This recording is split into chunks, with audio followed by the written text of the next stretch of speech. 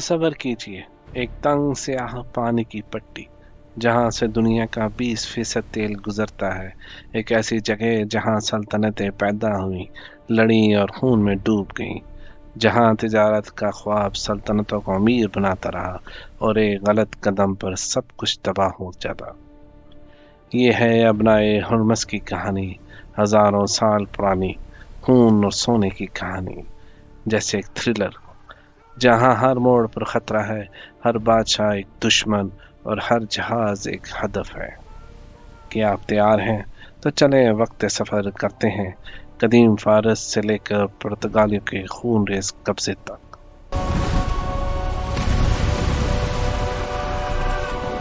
कदीम फारस या पर्शिया ईरान की एक कदीम और अजीम तहजीब का नाम है। ये हखामंशी सल्तनत जो 550 कबल मसीह से 330 कबल मसीह तक रही, जिसकी बुनियाद कुरैश आज़म ने रखी। यह सल्तनत अपने ज़माने की सबसे बड़ी सल्तनत थी, जो यूरोप के बाल्कान से लेकर आज के पाकिस्तान के दरियाए सिंध तक फैली हुई थी। फारस ने दुनिया की पहली अजीम सल्तनत कायम की, जिसमें मुख्तलिफ कौमों, मज़ाहिब और ज़बानों को रवादारी मिली।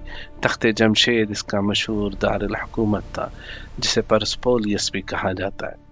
बाद में अशकानी और सासानी सल्तनतों ने भी फारस की रवायत को जारी रखा।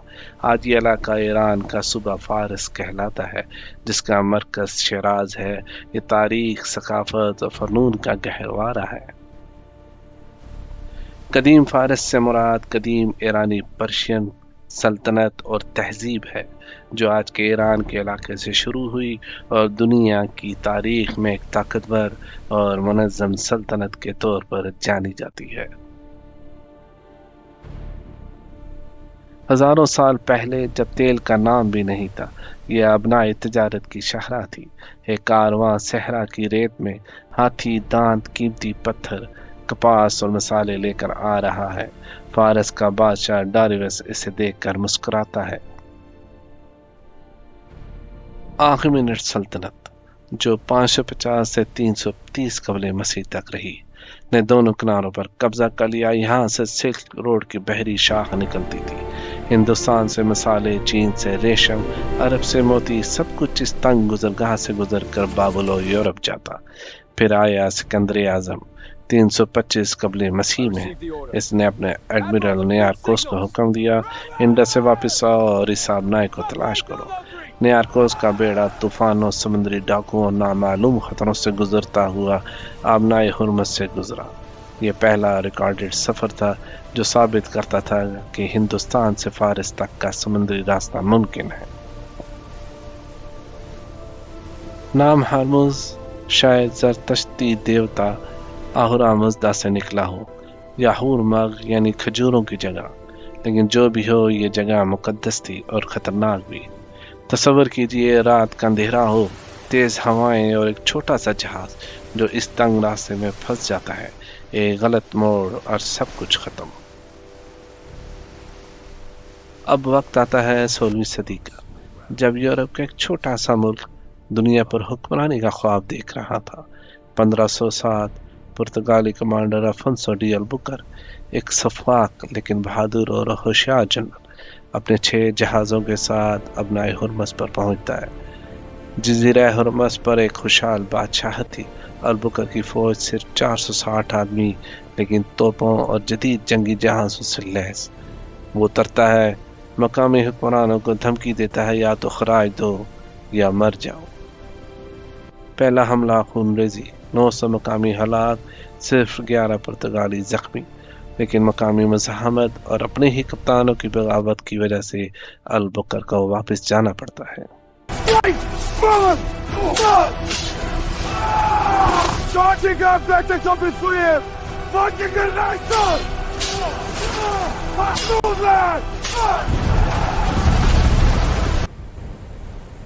वो हार नहीं मानता।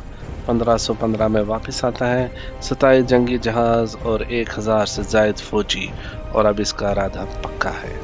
जजीरा हुर्मस पर किला Hormuz, fort of our lady of the conception, तामीर होता है। पत्थर की दीवारें, तोपों की कतारें जो आज भी खड़ी हैं। पुर्तगालियों ने का ताज़ा सिस्टम शुरू किया। یعنی تحفظ کا پرمٹ، بغیر پرمٹ کے جہاز پر حملہ، لوٹ مار یا ڈبو دینا۔ 115 سال تک یہ تحفظ والا سسٹم چلتا رہا۔ پرتگالی بحریہ یہاں سے ہندوستان تک کا راستہ کنٹرول کرتی رہی۔ تصور کیجئے رات کا سمندر، ایک بے گناہ تاجر کا جہاز، پرتگالی جنگی جہاز اسے گھیر لیتا ہے، توپوں کی گڑگڑاہٹ، آگ چیخیں اور سونا لوٹ لیا جاتا ہے۔ یہ تھا پرتگالی دور کا تھرلر، جہاں تجارت کا مطلب جنگ تھا۔ لیکن سلطنتیں کبھی نہیں سوتی۔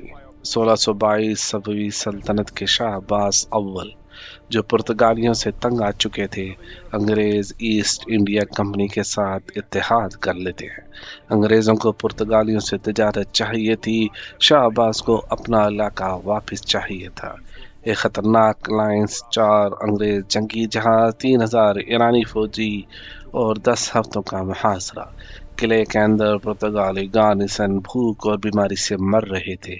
آخر کار 22 اپریل 1622 کو بغاوت ہوئی اور 23 اپریل کو قلعہ گر گیا۔ پرتگالیوں کا 115 سالہ راج ختم اور ابنائے ہرمز ایک بار پھر ایرانی کنٹرول میں آ گئی۔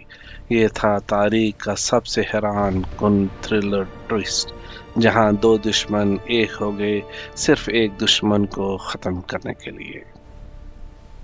اس کے بعد عثمانی ترکوں نے کئی بار حملہ کیا، 1553 اور 1554 کی بحری لڑائیاں، لیکن ناکام رہے۔ 19ویں صدی میں برطانوی سلطنت نے جنوبی کنارے کو پائریٹ کوسٹ کہا اور کنٹرول سنبھال لیا۔ پھر 1980 کی ایران عراق جنگ ٹینکر ہوا، جہاں تیل کے جہاز ہدف بنے، امریکہ اور دیگر طاقتیں ملوث ہوئیں۔ 2019 میں ٹینکر حملے اور اب 2026 کی جنگ، جہاں ایران نے ابنائے کو بند کر دیا۔